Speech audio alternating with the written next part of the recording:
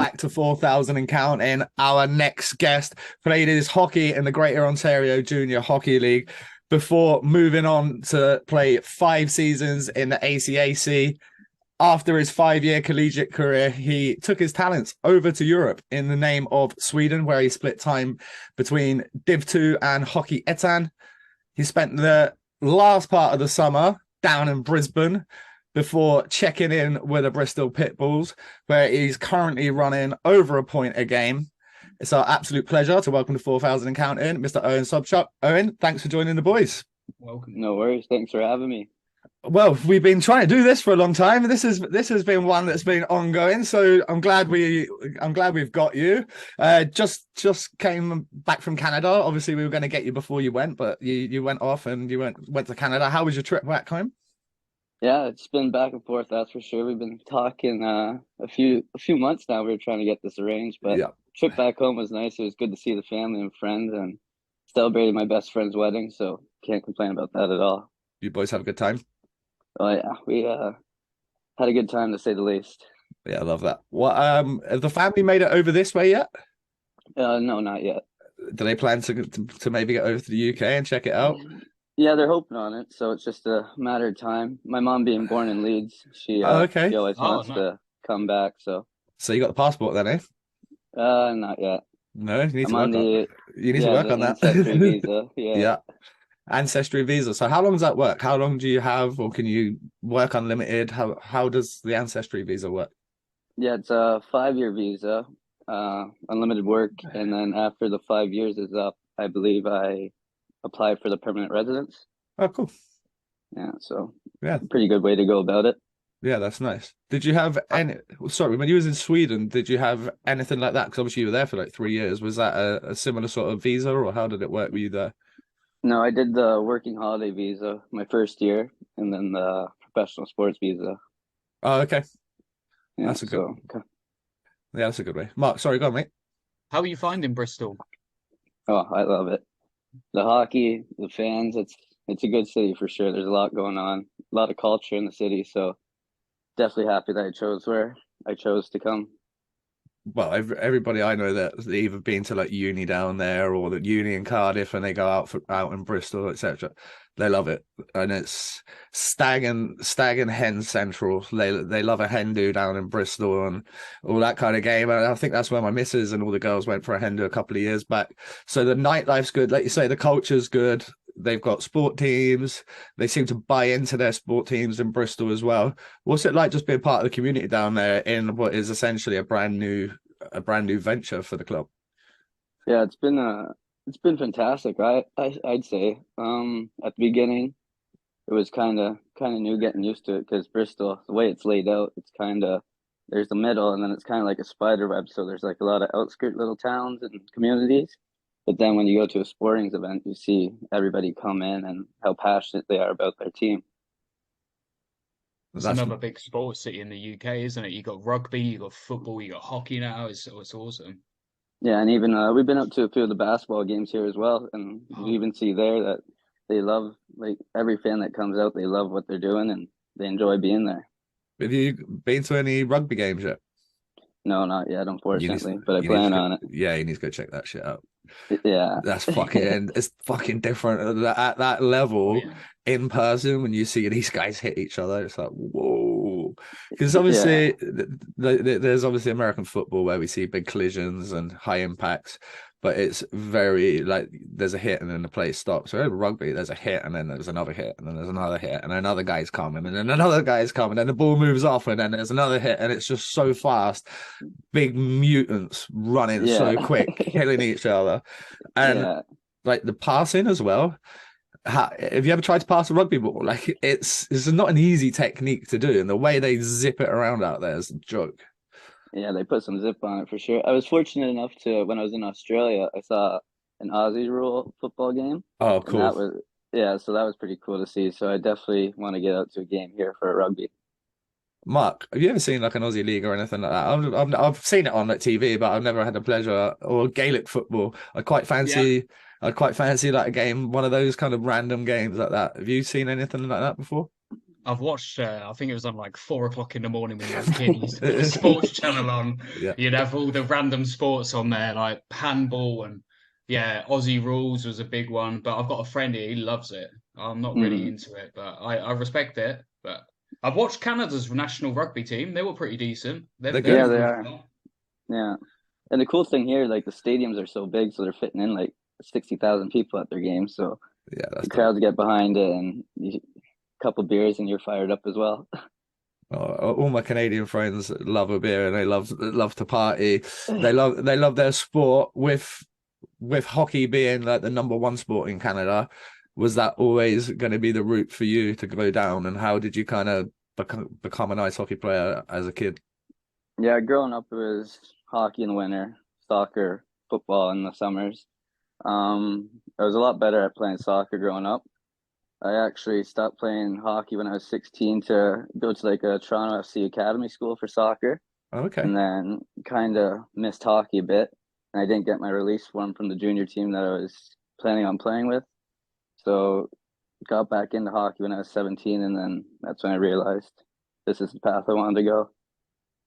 What was the opportunity with Toronto FC like for a 16-year-old lad? Yeah, it was just like you go to like a school academy where you're practicing with them, like the junior team, and then they have their own like academics, so you're going to the actual school for themselves. It's pretty cool. Sounds like Is there a similar particular to what I did in IMG when I went to do hockey. That was kind of like you went to school, you trained, you did all of it. It was all kind of under one banner. Yeah, exactly. And then they're, as much as they don't want to say, they're focused on soccer more than the schooling, but Of you course. know what you're there for. Yeah. Sorry, Mark, go on, mate. is there a team you follow in the UK? I would say Leeds United, because my mom's from there. That's a good answer. That's fair. Yeah. Tough break this year then. Yeah, but we're holding on. We're just above that line right now, so things are Yeah, good. it's true. So with your mum being from Leeds, did you ever actually talk to Leeds about potentially coming over? Because obviously you ended up in the UK first season, and you said you're lucky enough to land in Bristol, which you are. But was Leeds like on the radar at all? Not really at all, because when I was in Australia, I had a buddy who was on my team there who was actually from Swindon, and me and him got talking, and he's the one that actually reached out to a few teams for me because he's seen how I was doing in Australia, and he's like, "You got to keep playing. Like, you want to go to the UK." And I always said that I wanted to come over here because of my mom. Like, it's much easier being in a country where everyone speaks English than being in Sweden where English is a second language, sometimes third. So he's the one that reached out to a few teams, and then me and Rich got in contact, and then Jamie, the head coach, got in contact with me, and then ever since then, it's kind of my mind was set on Bristol. Yeah, that's cool. Who was your friend from Swindon down under? Was it Jordan Smith? Was it? Yeah, definitely Jordan Smith. Yeah, I thought it might have been because Yeah, I'm just trying to think if he messaged us about you. We got a couple, obviously with doing the podcast and stuff, and Bandy having played down under and in New Zealand, we would get texts every summer like, so we got this import playing for this team. He wants to come to the UK, and I'm just yeah, wondering if you were one of the names on that list. I'd have to Yeah, go back and he was. he was. Oh, there Yeah. you go. Yeah. So yeah, you were one of the names yeah, on. You were getting shopped around. He's a good agent. You need to yeah, you need to yeah. give him a No, I little pay definitely owe rise him there. something. Yeah, exactly. I plan on going to his wedding next summer, so I'll make up for it then. Yeah, that'd be good fun. What was before we go like back into your junior career while we're talking about down under, what was it like finishing up the season down there last year? Good fun? Oh yeah, like flying to away games, staying in hotels, and just seeing the country because all the games are so far away. You actually get to travel. It was a great experience, that's for sure. How did the offer come around to go down and play for Brisbane? Kind of just, I had a buddy who's studying university down there, and he hadn't played hockey for like a year and a half, but he had the opportunity to go skate with Brisbane. And then he messaged me at the end of the season. He's like, "What are you doing this summer?" I was like, "Oh, I'm gonna go home, probably just like see family or whatever." He's like, "Well, you want to come play in Australia?" I was like, 25 degrees and sunny in the winter months. Golf courses are probably looking pretty nice. Why wouldn't I want to do it? So then the ball got rolling, and then next thing you know, I was on a 17-hour flight. You take the have you got your sticks over here with you? Have you been getting out? No, No. yeah, no, not yet. But I do have a set that I picked up on like a secondhand site. Okay, But cool. currently working like part time at the golf course here. So Oh, nice. yeah, there's a lot of golf involved. I love that. What was the golf like down in Australia then? Uh, Beautiful. Every course was like you couldn't say a bad word about it. The weather was nice. Greens were greens were fantastic. Like, and this was their winter months. I could only imagine like their spring and summer. How flush and lovely it is. Yeah, What'd you play off? like 20. Okay. Yeah. So just you boys got you got a few sticks down there. Elliot said you got a couple of good boys on the team that can Oh yeah. get around nicely. Oh yeah. There's a few guys on here who like to say that they're the best in the room, but I think Elliot definitely has that belt right now. Okay, Yeah. he didn't pump his own tires. He said there was a few other guys that were pretty good, so that's always good. Like when you've got team. I played when we played in the Slough. I think we had like 7 or 8 of us that would go, and it was so Hmm. much fun. Like we go on a Monday, play some golf. Everyone after the weekend, and then everyone would get together, and it just kept building that team spirit. And like that was arguably that team that we had that year was probably the closest team spirit of any season I played. Yeah, exactly. And like we have a partnership with the golf course here Yeah, that's what between we did the as well. Pitbull. Yeah, so I think we have a great deal. Like anytime after 2 o'clock, the guys can go and get on the course for free. So Perfect. they take care of us, and then we take care of them at the games and etc. That's awesome. I love that. What's the golf Hmm. like back home? Summers, it's beautiful. Like there's so many courses around Niagara.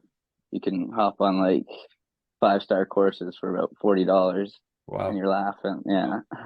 that's amazing. Good, really good Hmm. value. And then obviously Yeah. in the winter, it's a write off, eh? Just because of the weather. Yeah. Exactly. But there are the odd courses that stay like year round because some winters you could probably get a few snowfalls, whereas other winters you're getting like snow every other day. So it all matters how the weather is going to be. When you were a kid growing up, was that a lot of outdoor rinks and stuff like that? Oh yeah, like especially where I grew up in St. Catharines, there's a lot of development in houses, so all the foundations would be dug, but they wouldn't build them through the winter, so all those holes were filled with snow and ponds, so you could walk around in this like wherever you wanted to go, and you find a rink, and 5, 10 guys show up, and you spend hours there, and then you go home freezing, sleep, and then go to school, and then do it again the next day. Jealous. Yeah. Yeah. Jealous. You know, over here, you know, once every 10 years, a fucking pond like freeze enough that you can get out for a little wee around, but nothing to that extent. When you started to take hockey a little bit more seriously at 17 and you went to the Greater Ontario Junior Hockey League, what was your thinking there? Was that you wanted to always go to school, so you wanted to go and get your juniors done and then go to school, or was maybe you want to go pro? What was thinking? Well, after I took the year off when I was 16, I went and played junior A up in Ottawa in the CCHL. They found me in like a prospect tournament in the summer in Philadelphia, and then they said come out there and play. And then I went there as a 17-year-old, broke my wrist unfortunately in like November. So then went back home, and that's when I went to the Greater Ontario League. And then once I kind of realized that I was able to play with guys 4 years older who been in the OHL or major junior leagues. I was like, I'm kind of interested in this, and let's see what I can do. And then school was always the option for me. Being a smaller guy, I knew I wasn't going to go like major junior route or hop right into pro. So I wanted to at least get my education out of it. And now that I have my degree, I figured I didn't want to stop playing when I finished. So that's when I hopped over to Sweden. With your time in the Greater Ontario League, you talked about like guys from the OHL or maybe the Q or wherever stepping down to play in that league, getting sent down to play in that league. You're obviously going to have kids getting called up from that league. What was the overall standard of the league in comparison to maybe like the BCHL, the Alberta Junior League? What kind of I know we're talking it's a second tier of junior, it's not major junior, you've got it is junior A. Where does it compare in levels to like the other junior A leagues across North America? I would say development wise, there's a lot of younger guys who are 16, 17 that play their first 2 years of junior there, and then they'll go on to play their OHL years. And then they'll either go pro or CIS. And then So you studs have then, like yeah, 16, like 17 that's year old where studs. Yeah. yeah, that's where I was playing with Vince Dunn. He was a 16-year-old, and then he Nice. came in, and we're like looking at this kid skate as a 16-year-old. And he's just zipping by guys. We're like, this guy shouldn't be here. He's Yeah, only why is he 16 here? at the time. Yeah. And then you find out he plays 2 years in the O. Then he goes second round to St. Louis, and then win the Stanley Cup. So there's a All lot right. of Not bad. yeah, there's a lot of stories like that. And then you have the other end, teams with a lot of money. They're trying to boost up and bring those 21, 20-year-olds down from the OHL because they want to make a playoff run. So they're making like $800 a week playing junior hockey under the table. No shit. Yeah. That's really interesting. Is there any, I suppose it's under the table, but is there any sort of like repercussions for that, or do they just know it's happening and kind of just go, meh, it makes our league better if we get these guys in, so let's go. Yeah, I'd say it's kind of frowned upon, but at the end of the day, what can you really do about it? The other thing is like these teams are pretty well supported, right? So there's fans buying tickets, buying jerseys, buying merch and all that. The Yeah, money's going somewhere. At least if some of it's going back in some of the guys' pockets, then no, exactly. And a lot of the teams like they'll have deals with the cities where they're getting the ice for free or like half price, so they're able to get you're on the ice 5, 6 times a week, and they're not spending much money doing that. So it's nice that they invested back into the players. when you're playing in that league, how's the travel? Um, the league I was in, I'd say the furthest game was an hour, but there's three different conferences. So when you'd cross over twice a year, and then that the longest trip could be up to like 4 hours. Okay, so it's not too bad. No, Because some of those leagues out in like BC and Alberta and that yeah, those are tough. Saskatchewan, they go fucking 9 hours to their closest game. Stuff's Yeah, like, oh, it's hideous. especially in the winters too. Like you don't know what the roads are gonna be like. I've I had the option to go out to the Alberta Junior League, and I was just like, that's a lot of travel, and my family's at home. Don't really want to be that far away from them. Were you living with a billet when you were in the uh, Greater No, Ontario League? Were you still at we home or what? actually had a like a hockey house. So Oh, there's sick. yeah. So I was living in two of those. My 2 years there. When I was 17, I lived at home. 18 to 20, I lived at the hockey house, and that was a good time. How many guys were in that hockey house? There's four, so Was it it wasn't carnage? like yeah. Yeah. On the weekends it was. Yeah, I bet. There's a lot when you have a team house like that. Was it a lot of the time when guys don't live there but they come back and party the other guys on the roster? Yeah, and like that's how you brought the team together. You'd go out Friday night after a game, and then Saturday morning you would have practice at 11. So the coach Oh, really knew what nice. we were up to, and then sweat it all out, and then have a game Sunday. That's Is cool. the Greater Ontario Hockey League, is it quite a feisty league? Looking at your Pims, it's sort of in your last 2 years especially, it really crept up. Is it a feisty league, or did you just were a bit more ruthless in your game? Yeah, no, it was feisty for sure, and like maybe in only 5'3", you'd have these 6'4" monsters come down from the O, and I just wouldn't take any of their shit. And if they were gonna come at me, I'd be sure to let them know that they're gonna have to go through my stick first to get to me. Yeah. Fair Yeah, play. why not? Get your stick right up there. Yeah, exactly. The uh the point production as well went up massively in your last season. You went from 42, 43 up to 73. What was a major change in role, right, that caused your points to go up by like 30? I think it was just a confidence thing, knowing that I wanted to keep playing hockey after junior and find that scholarship. I had two good line mates that year, and one he was 2 years younger than me. He committed D1 to Robert Morris, being on my line, and I think he had like 20 points the season before, and then he finished with like 55 or something. So we just clicked that way, and then just knowing that like if our line wouldn't show up that year, we probably wouldn't have a chance at winning a game each night. So made us want to be there every night and kind of set the example for the other guys. Sorry, Mark, I thought you was about to say something there. Yeah, I was gonna say, I think you wore the A that season as well, didn't you?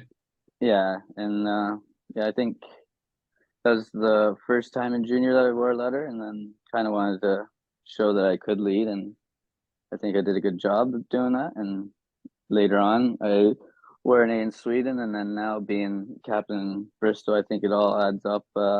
Learning from older guys and those experiences makes you want to be a leader now. Oh, absolutely. So you talked about wanting to get that scholarship. Before you get into that last season, was there anything on the table? And then come the end of the season, what offers kind of came your way? Yeah, there's 3 or 4 Division 3 offers that I like had. Did a few school visits, and then I was kind of just hoping to see what would happen if I wanted to stay in Canada, go the CIS route or the ACAC. And then I was just about to sign, I think it was to Manhattanville in the States, and then didn't really want to go because you're paying money if you go Division 3, as Yeah. much as you don't want to say it. Whereas I was making money playing in the ACAC. Okay. How does it work in terms of making money playing in the ACAC? They did like the whole schooling was covered, and then being Aboriginal, I had my Indian status, so I'm able to use that to get free education as well. So it worked out in my end to stay in Canada and use my benefits of being Aboriginal and getting that degree. Oh, well, let's talk about that then. I wasn't expecting that. Yeah. Yeah, so talk to us a little bit about your heritage, being Aboriginal. I think that might be a first for the podcast. Yeah. Yeah, so my Nana, she was born in Six Nations Reserve. So yeah, I'm second generation, and then yeah, sports have always been a huge passion for her. So she got my dad into hockey and my uncle, and then my grandpa came from Poland, found her, they got married, left the reserve, and then started with nothing. He worked 50 years with the same company, put food on the table for my dad and my uncle, and then they made the most of their lives. And now it's just been me trying to follow their footsteps by learning from what they've done. So with being from that culture, then how does it work in terms of the free education? Is that basically we've come and like taken away that pretty much a bit of your way of life, so we're gonna re-educate? Yeah, exactly. And you have to maintain certain marks and standards. So it's not like they're just giving to you, like give it to you and then you go fail and use the money. You have to like maintain a GPA, and they want reports like semesterly of how you're doing. And it's a good way to doing it because there's a lot of benefits coming with the education side. There's a lot of I'd say trouble, stigma around reserves and the education program. So the more people that you see come out of it is, I'd say, beneficial for the individual and also for the community. All those reserve boys are tough as fuck, eh? Oh yeah. Oh, Tougher than a night in jail, those motherfuckers. Oh yeah, they Jesus. don't take shit. oh They'll yeah. straighten you out right away. Oh yeah, you don't want to be running around in there running your mouth, that's for sure. No, that yeah. And my grandma's last name is Hill, so there's a lot of hills in the reserve too. So Okay. yeah. With with players that have managed to say come out of like the reserves or that kind of that culture, you know, like Jordan Tutu, and other guys that went on to like have decent careers. Who's kind of like the biggest one that you would look upon as like if you're a young kid in that culture? Who's like the one guy like he came from here, he went and done it, like we can fucking do it. Yeah, I'd say Jordan Nolan's a big name. Yep. Yeah. Yeah, he and his dad obviously Ted Nolan. Ted, So yeah. they even what Jordan's doing now with the community, like he's always giving back. He's doing programs for the youth. So you like to Awesome. see guys taking that opportunity and not just, hey, I've done it. Like let's focus on myself and do my life. Like he's giving back and he wants to see other individuals grow up and have that opportunity that he did. And he's won a few cups now. And Yeah. I think he was just in a TV series, so he's doing it all, and he's What done was it, well. Shorzy?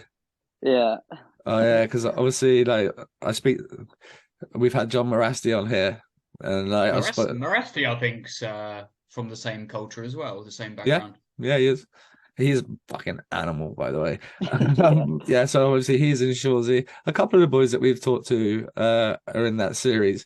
It's good to see. It's not really my thing, but it's good to see like a hockey series blowing up and guys get Yeah. opportunities, and it's good fun. Hmm. It's always good for a laugh here and there. Yeah, I love it. Mark, we should go on to Sweden, but you're the European hockey guy more than I ever will be. What what was the major difference between Etan and Div 2? I bet he could tell me as well. Mark. Oh man, that's a tough one because I don't know Hockey Eton I know, but Div 2 I don't really know so well. Oh, So I'm gonna let you down on that one. I thought, mate, just because obviously you got your fingers and pies in leagues that I've never even fucking heard of. He does. He'll be like, yeah, watch this kid in 3 years. He's from fucking Germany too, and Yeah. he'll get drafted like 11th overall. You're like, huh? All right, fair enough. Yeah, told you so. Yeah. So what is the main difference between Div 2 and Hockey Etan? I would just say the depth, whereas Division Two, you have, I'd say, top two lines are really solid. Third line's averaging out, and then fourth line, you're lucky if guys are showing up after work. But that's Okay. not like it's such a big league. Like some of those teams are taking it professionally, like they are a Division One team and they want to move up. Yeah. So you have a full roster of guys, and you see those guys always, or those teams always competing the year to make qualification to move up. And that's the cool thing about Sweden. They have the relegation qualification. So you're playing for something all year. Those teams with the bigger budget, they know they don't want to be in the lower level. They see the opportunity to move up and make more money and obviously put a better team on the ice. So they take full advantage of that. And that's where you see at the deadline, those teams that are in those positions, they're reaching out to teams who are maybe not qualifying, and they'll try and grab those top players to bring them in for the end. So you went over initially to play Div 2, right? Yeah. And you got called up and played some games in Hockey Etan. Yeah. That then got you the following season the contract to go play in Hockey Etan like full time. Mm-hmm. Were you happier when you were up at that higher level playing there full time? Yeah, like the competition wise, I was definitely happier playing against better players. Only makes you Yeah, better in the end. of course. Yeah. But I think that year it was more of a different role for me. I was playing third line, fourth line, whereas the coach wanted to really invest in his Swedish players. So I just did my thing. I obviously enjoyed and appreciated the whole thing. Made the most of it when I was on the ice and had a pretty good year. Obviously, I thought I could have done better, but with what I was given, I played how I played and made the most of it. And then had the opportunity the following year to play Division One again. But then an opportunity came back in Division Two where more money was involved, and I was kind of leaning that route where I could play the Division Two level, but still make Division One money, if not Yeah. better. So went down there, and they had full dreams of moving up and qualifying, and they had a plan. And then things just didn't work out with the club that year, and yeah. Is there a lot of Sorry, Mark. with the Hockey Etan, you sort of split into divisions, aren't you? So you like in your within your region. I don't really know Sweden so well in that respect. Are there towns and cities of all the teams in your division quite close together? Is there a lot of are the travel distances shorter? Yeah, so they do it in like north, south, east, west. Yeah. So for the first part of it, you're doing north, south, east, west, and then there's like a re-standing at Christmas time. So then the top 10 teams will go in the North Division, and then the top 10 teams will go in the South Division after Christmas. Then they'll all play for a playoff spot, and then the remaining teams, there's a limited spots to make playoffs. Yeah. So in a sense, like the first part of the season, your farthest travel is probably within 2.5 hours. Whereas when playoff comes around, I know my first year of hockey at TAN, our first round of playoff was a 15-hour bus trip. Woo. Yeah. Ouch. That's Yeah. got to suck. And were they So three game series? Yeah, so we were like one of the most northern teams, and we went all the way down to south of Sweden. So you play your first game on the road, and then 2 games at home, like the higher seed. So we traveled 15 hours, got thumped 6-1, And then they No came up shit. with it. Yeah. So it's almost like you're not supposed to win after a fucking 15-hour bus trip. Yeah. And like the cool thing about it is like where you finish in standings, they do like a lottery pick. So the higher you finish, you get to pick who you want to play the first Yeah. round. So our turned out we finished like I believe sixth or seventh, and there's only like the eighth or ninth team to choose from. Yeah. And people were trying to stay away from the team that we had to play because everyone knew they were good. They went on to win like the whole playoffs that year and got promoted up. Oh wow. So yeah, so it's kind of shot ourselves in the foot picking them. What was like the nightlife and the restaurants and all that in Sweden like? Good fun? Yeah, it was fantastic time. Like uh it was actually when COVID was going on too. Okay. They're one of the only countries not to really shut down or anything. So it was kind of nice being there where I wasn't stuck in my house all day, every day. I was actually able still to live my life, and you could go out to bars and restaurants. Obviously, there's no dance floor, but you were able to go out and sit at a table and still go about life. So that was really good. And then prior to that and after COVID, like nightlife was fantastic. It was, Swedes love to party, don't they? yeah, and especially when they get a drink in them, they think Oh yeah. they are the best at English. So it's always good to hear them start talking. I've How got often are you sorry, Mark, go on again. how often are you training on the ice then during the week at the hockey town level? Um, yeah, we were on 3 times full team, 1 day optional practice, and then 2 games. That's good. That's a good Yeah. Yeah, mix. yeah. And what's the money like in hockey at Town? Is it enough to live, or some guys working, or is it mixed? Uh, all mixed. Depends what club you're playing for. A lot of it is sponsor based, so teams with more money, those guys probably wouldn't have to work. Right. Whereas smaller budget teams, a lot of the guys are coming from work at 5 o'clock to get to the rink for 6 o'clock practice. It's interesting because it's kind of sounds a bit like similar to National League level then, whereas some guys in the National won't be working or don't Hmm. need to work, and other guys will have to then take part-time jobs or other careers alongside their hockey. Yeah, and that's the thing with like some of the Division 2 teams, like half their roster aren't working because they have such a big budget with sponsorships, and those are the teams that are always trying to qualify to move up. And it's really interesting how they do it, but it works out. And obviously, Sweden's known to be such a great development country for hockey, so they're doing something right. Yeah, Yeah. absolutely. Did you get to take in any SHL games while you were there? Yeah, so my last year I was living like 30 minutes away from Gothenburg where Frölunda plays, so I was probably 10 games last Nice. year I was watching, and they're always a good club and great facility, and it was just you can see why some of those guys are going to the NHL. Yeah, it's a mad level, the SHL, and obviously Frölunda, we've seen them do very well in the Champions Hockey League over the last decade. They're Yeah. absolute wagon. What was the atmosphere like out there? Oh, it's I honestly, if I compare it to anything, it'd be like going to a soccer game over here. People are chanting the entire time, banging the drums, like really invested. Whole community comes out, and if you got the flares going off behind the nets as well, so they love it. Oh, That's they fun. love the ultras out there. Yeah. I love it. I think it's such a cool environment when they do that and the whole building's rocking. You've got Hmm. I don't know, you've got goosebumps if you're skating around out there getting ready to Oh play. You're yeah. going to be buzzing. Um, Oh the yeah. the season so far for you over in the UK, you obviously are sitting currently over a point a game, so your point production going well. You're wearing the C. How are you adapting to like playing in a two import system and just settling into life in Bristol? Yeah. So beginning of the year was a little rough for the team. I think there's a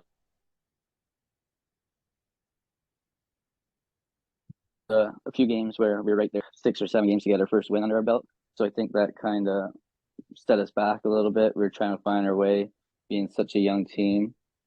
Um, Things weren't really clicking with the chemistry in the room, so we made a few changes, and then new guys started to come in, and we started to find our step a little bit. Besides that, I'd say it's just timing right now. We have a lot of guys coming into the roster where they haven't played this much at this level, or they haven't played at this level at all. Yeah. So it's kind of just finding our feet and trying to make the most of it. Because at the beginning of the year, if you look at us, we're a new team in the league. I don't think there's many high expectations for us. But at the end of the day, I think there's still 10 games left or 8 games left. And I think we're in an opportunity to make playoffs. And if you can do that in your first year, you're doing something right. Yeah, you boys are there or thereabouts. It's going to be a tight battle between yourselves, Bison, and the Tigers. I think expectation-wise, you're probably exactly where I thought you'd be, in that 8th, 9th kind of spot in your first season. And if you were to make the playoffs, it would be classed as an absolutely like massive achievement. But looking at the roster, you're like an old fuck on this team, eh? I know. I think jeez, you're only 20. You're only 20. You're only 29. You're like an old man on this roster. Everybody else is like 21. They're all like kids. Yeah, I think there's 3 of us over the age of 25. So it's definitely it's a learning curve for me, because usually, I don't know, the previous teams I've been on, I've never really been the oldest before, and you have those older guys to look up to. But now you're that guy. I'm that guy. Yeah, exactly. And like I try and do my best and like help the guys out, because I remember when I was 21, I was asking these questions, like trying to better myself, and especially being like over here where maybe players haven't developed or had that opportunity to develop and be on the ice every day. They have these questions that they can ask you, and if I can help them out and kind of guide them and help them get to where they want to be one day, then I'm doing something right. And you see it in our locker room all the time. Like you already mentioned Elliot and talking about his golf, but he's just as passionate about trying to better himself in hockey as well. And he's always asking coach what he can do better and watching video with him. And then you have other players like Jay Warren, who completely came out of his shell this year. Every team in the league hates him, but if you're on his team, you seem to love him somehow. Everyone hated him since he was fucking 10. Yeah, it's probably honestly because of his haircut. I was in Swindon when he's a Swindon kid. I was in Swindon when he was like a kid, and you'd be watching the games before, and he'd be fucking chopping guys. It's like U13, and he's like spraying the goalie in the face. I'm like I love this little dick. He's fucking. Exactly. He's like my kind of guy. Like he's got that sandpaper finish, but he's also put up 11 tucks and 15 apples this year for 26 points. Like you said, big coming out party for him. No, exactly, and like I think he's one of the guys who's taken full advantage of the opportunity to move up with the Pitbulls, and because they were in the lower league last year, so him moving up, I don't think he's had the experience of playing at this level, but he's fitting in perfectly, and what he's doing right every night, and he obviously has those off games, and that's when he gets upset at himself. But that's when someone like me who's older, I can chat to him like, you're not going to be good every night, like you're going to have those nights where you're just like, oh fuck, what did I do wrong? But it's a learning curve, and not just him. There's other guys as well that you got to remind them that they're 21, 22, 23 playing against men. Like you're going to be making mistakes. Guys that have got the veteran kind of tricks of the trade. You've not seen this in the guys you've been playing against in NIHL 1 maybe, or NIHL 2, or wherever it was you came from before you made that step up, especially not junior hockey. You know, you're playing against guys that have played at some very, very good levels, that have got really good tricks of the trade. And you're gonna have an off night here or there, but it's how you bounce back from them. Obviously, you're looking through your roster. Ed Bradley, I believe. Watty, we stuck him in the All-Star. Yeah, Ed Bradley and Reese Kelly. Both having good years at the back, both putting up like really respectable point numbers, like 30 points from the back for Ed and 27 for Reese. Well, 29. You're on NIHL stats, are you? Oh yeah. Yeah, I'm on fucking elite prospects. There's no shit. Yeah, I hate elite they're prospects. A little behind, and they missed a few. Well reminded, Mark. Everybody out there, go and check out NIHLstats.wordpress and not elite prospects all the time. It's very, very good for your NIHL like information. He's really good. The breakdowns. He's got like power play percentage breakdowns and everything on there. He does go ham with it. Like there's one name that's really caught my eye this year. His name's Callie Robertson, because he's come down and he's tried this before, and it didn't really work out for him. But he seems to have gone back up, matured, come back down as an even better player. I mean, he was a good player before, but now he's looking like, point a game guy.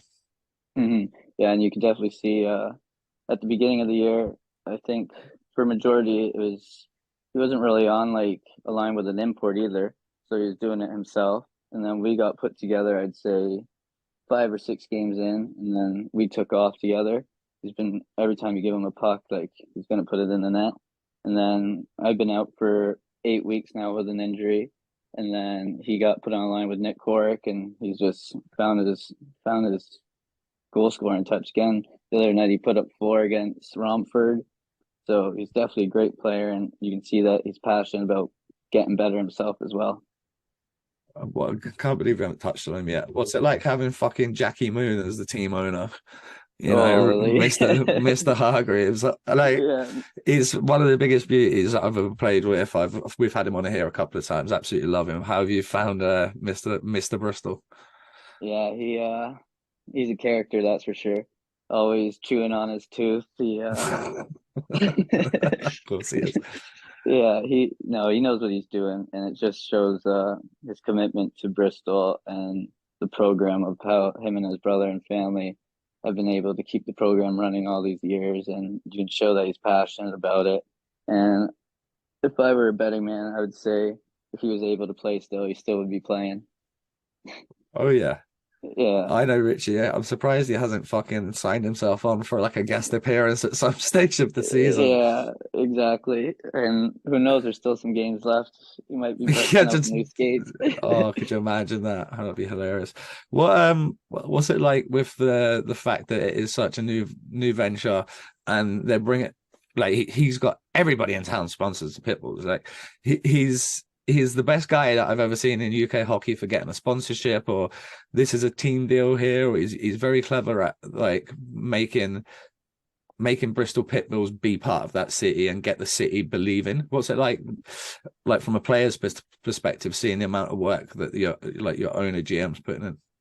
Yeah, it's impressive to say the least. Like running a business is not easy at all, and especially when you don't have a home facility for so many years and still keeping that business afloat and putting a team on the ice. It's impressive what he's done, and you see it.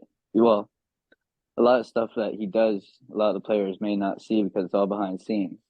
Yeah. So we may think he's just there, he's collecting tickets, but no, he's out there grinding. He's getting those connections where he's bringing people out, and I think it's nine or 10 sellouts in a row we've had these past months since the new year. Nice. So you can see that the hard work is paying off, and it's cool to see how invested he is in bringing the youth out and doing charity events to get more involved in the community.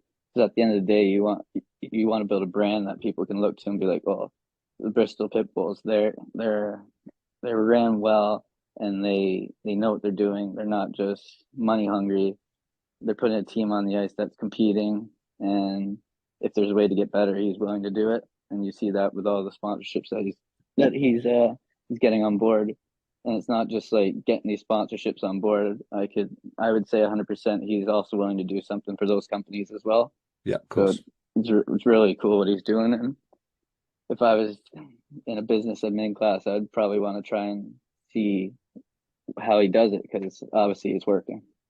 Yeah, it's insane that you managed to keep it going for 10 years on the road, like mental. Yeah. Yeah. A lot of people would have just threw in the towel and packed their tents. Yeah, exactly. Yeah. But when you're passionate about something, you find a way to make it work, and he's a prime example of that.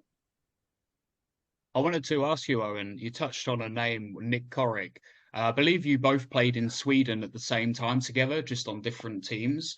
Were you behind him coming to Bristol? Did you have a say in that? Or like, did you pop the name in there? Because his points production in Sweden is incredible. And also he's 27 games this year and 42 points. So I've got my eye on him. Yeah, no, he's a fantastic player. You can see that I don't think I've played with or seen anyone see the ice how he does when he has the puck. He can make passes that people probably dream about making, and he's able to do that. Fantastic player. But I didn't realize that he could actually shoot the puck. That like he can actually score when he wants to. So maybe I have to tell him to start shooting a little bit more. But he's played good junior hockey all growing up, played CIS. He's played good hockey his whole life. So there's no wonder why he's such a good player. Yeah, he's been at U Sports at York University for 4 seasons before heading off and actually dummying the Swedish Div 2 league. But he seems to have found his feet very well. With the roster at the start of the year, obviously you had Alex Roberts there. He's now gone on to the Raiders. Adam Harden was there. What happened with Adam? Because it says on Elite Prospects that he played 15 games, he got 1 assist, but I don't remember seeing him in any games at Basingstoke or anything this year. No, I think he played. I think 15 might be a high number. I know he's played a few games where he's playing special teams, or power play and penalty kill, but I think concussion injuries are putting him out right now, and that's not something you really want to mess with because it takes one bump or one wrong hit or something, and you're set so far back. And at the end of the day, you got to think about your health, and I think that's what he's doing. And he's been there on the bench the whole year as an assistant coach and helping the D out. And that experience obviously goes far with a young team like ours, but we're definitely missing him on the ice because I imagine when he was signed, being such a young team, he definitely would have helped guys out more being on the ice with us every day and playing with us. But yeah, it's just unfortunate, a tough bounce for us. We had the same sort of issues in Basingstoke last season as well, where I believe he missed the end of the season with Conky. So if it happens again, then you're like, yeah, health first. It's really not worth it. He can still give some wisdom from the bench and help Jamie, but that kind of leads me on to Jamie. It's his first season at this level. He's obviously coached the Okanagan Hockey Academy before, and then he was with Bristol when they're in the league below. He's now stepped into the National League. How's Jamie settled into like essentially being a semi-pro coach now? Yeah, I think he's settling in fine. He's doing well. At the end of the day, you got to remember it's also his first year in this league. It's all learning experience, and the best thing about him is he's so passionate about it. He wants to get better each day, and he wants to know what he can do better to make our team better. And if the guys can start to see that what he's talking about is making sense, and we buy into some of the more things that he's talking about, and the things that he's coming up with aren't just out of nowhere. Like, he sits down. I'm pretty sure he had a history with Cardiff being the video coach and coaching there. So he obviously knows hockey and what works and what doesn't work. So it's just a matter of the right guys buying into what we're putting out there or what he's putting out there. And I think with time, he definitely is going to fit well here, and he has a future in coaching because he has hockey knowledge, and that's what you need as a coach. How is your relationship with him being captain, coach, etc.? Yeah, like we feed off each other. Like, when I think of things, I talk to him. He always runs things by me, but it's kind of been difficult since January, since I've been out. Like, things that I'm watching from up top, like I come down during intermission and talk to him about, and kind of just a second pair of eyes for him. But at the end of the day, he's the head coach, and you're going to listen to him no matter what. And even if you guys butt heads on stuff, that it's not going to ruin your relationship, but at the end, it's probably going to make it stronger because you're able to have that conflict and make something out of it. And then if one thing doesn't work, you might try something else and go with that. Or it's a good relationship for sure. And like, he's always on the phone calling, like seeing how people are doing. And that's good as a coach because having such a young team, some guys might think making sure they're fucking behaving. Yeah, making sure they're going with our age, making sure they're still going to high school and stuff. So. Few young guys in there, but it's nice that he looks out for them. I don't know how much you've looked into your remaining fixtures. Mark, do me a favor while I'm reading these fixtures out. Can you get the league table up and points and stuff like that, please? Yeah, I've got 7 to 11 written down. Okay, so what's 4 points out right now? 4 points out. What's the games between Basingstoke and Bristol in terms of games in hand, etc.? Are they level? Basingstoke are 1 game in hand. Yeah, so and we play them. Okay, so looking at your remaining fixtures, you start it off with the Steel Dogs at home, and then you're on the road to the Phantoms. That's this weekend.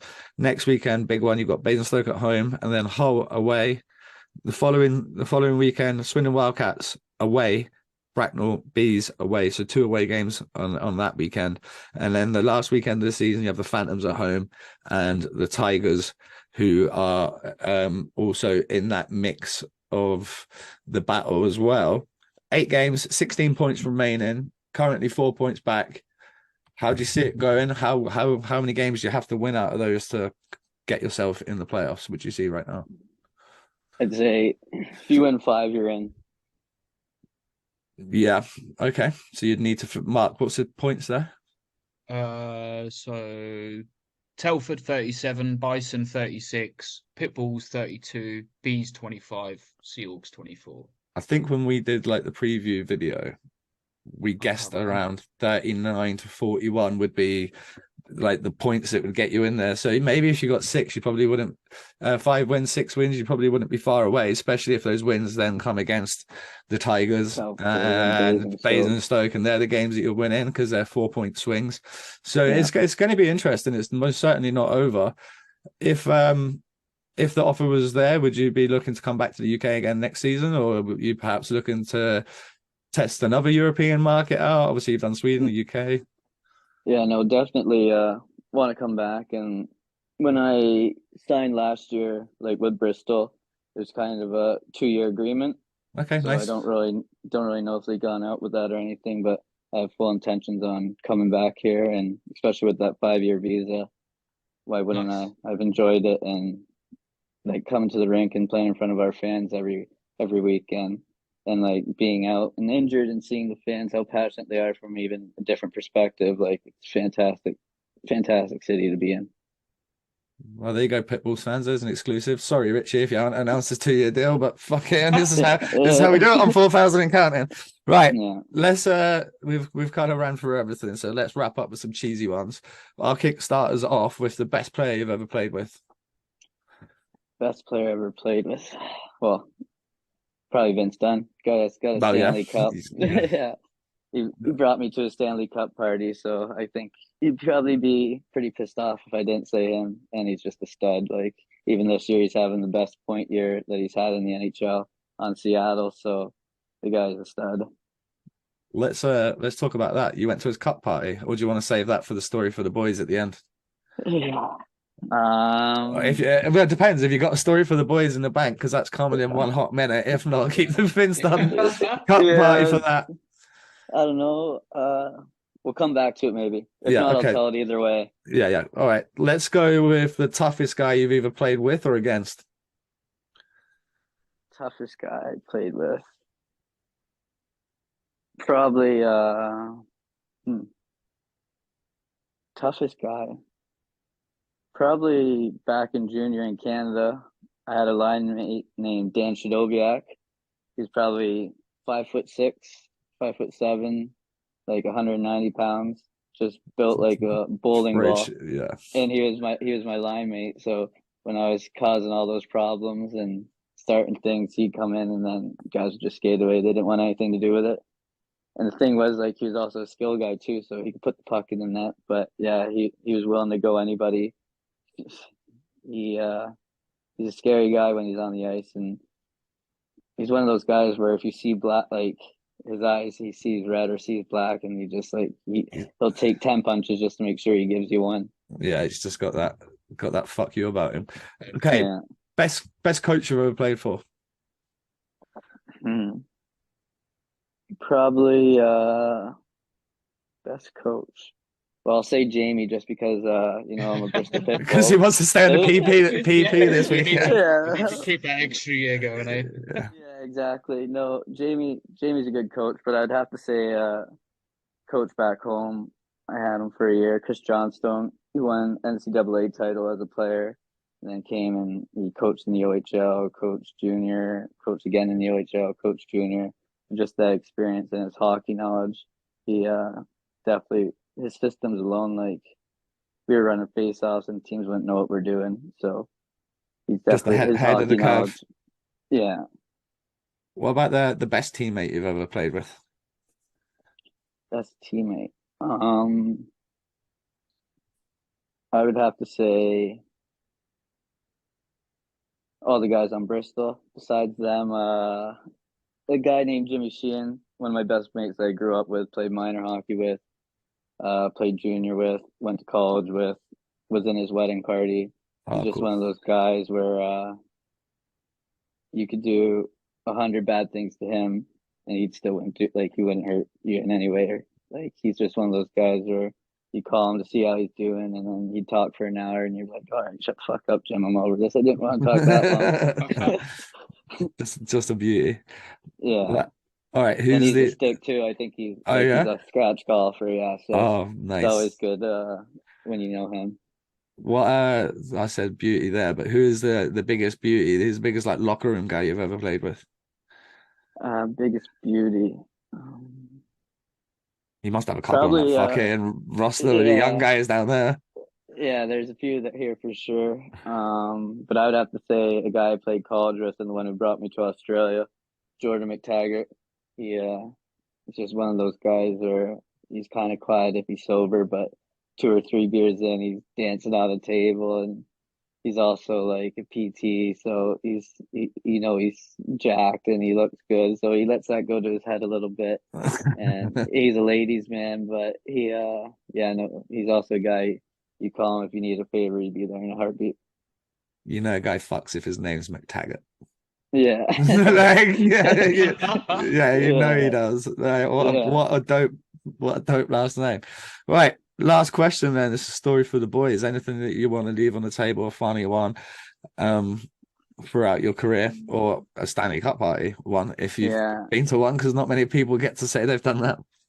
Yeah. No, I'd say I'd start with the Stanley Cup one. Like Vince from Toronto area.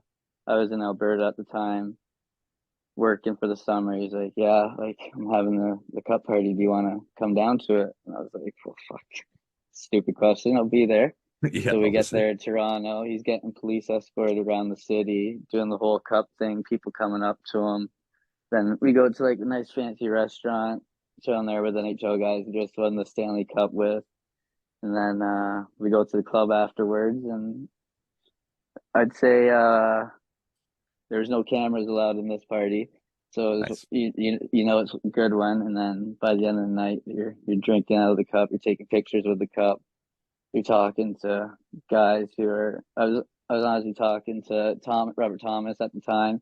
I Nice. was like, I was chirping him, saying like I need him to do more in fantasy. Like I had him on my team. So just like little things like that, like 2 a.m. conversations when they're having the best time of their life because they just grinded through probably the biggest battle of their lives to win a Stanley Cup. And I'm just there because one of my good friends invited me to be at this opportunity. And then, yeah, 4 a.m. comes around and you're walking out of the bar and these guys are still going.